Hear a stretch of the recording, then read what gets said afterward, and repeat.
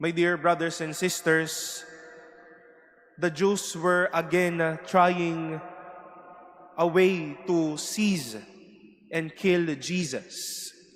And for many times since the past days, we've been hearing their many attempts how it is to kill this man.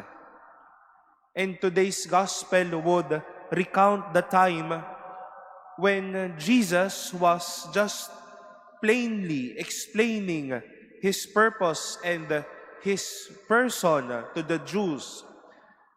Ngunit narinig naman po natin na they picked up stones to throw at Jesus.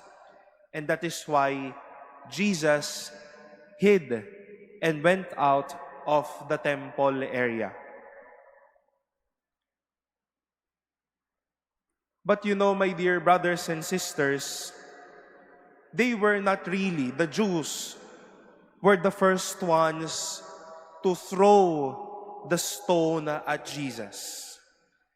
Since then that they began conversing at each other, Jesus was already throwing stones at them.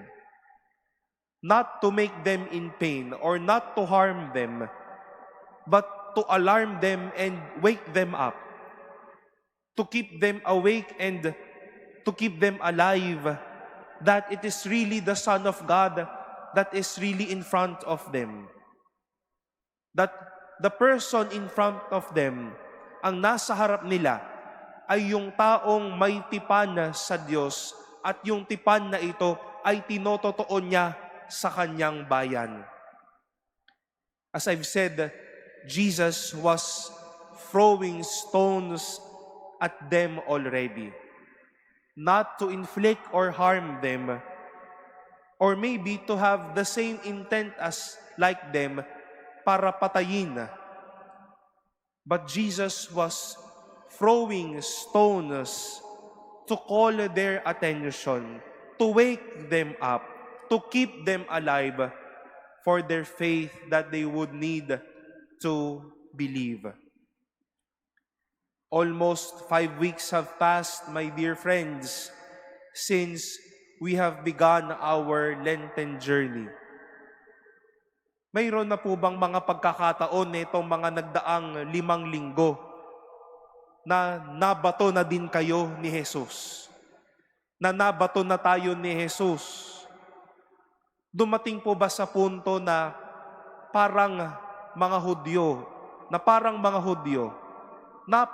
napagdudahan na din po ba natin yung kabutihan ng Diyos?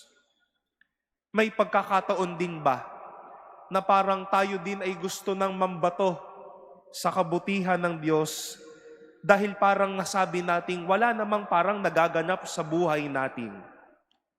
But little did we know, God has been throwing stones at us to shake us and to alarm us.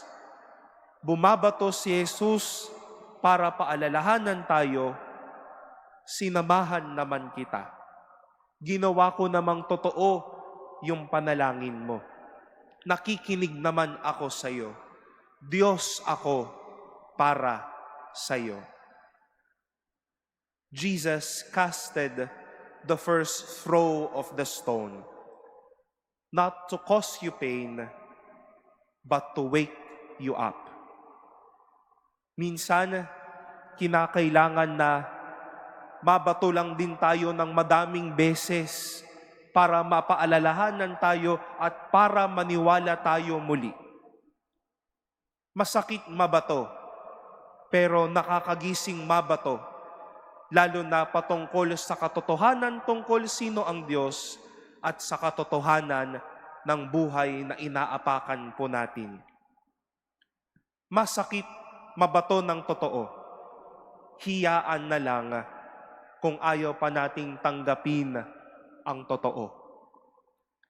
Let us ask Jesus to humble our hearts, that as we continue with life and our Lenten journey, stones of truth may touch us, but may it make us better, firm and lovers of God's truth.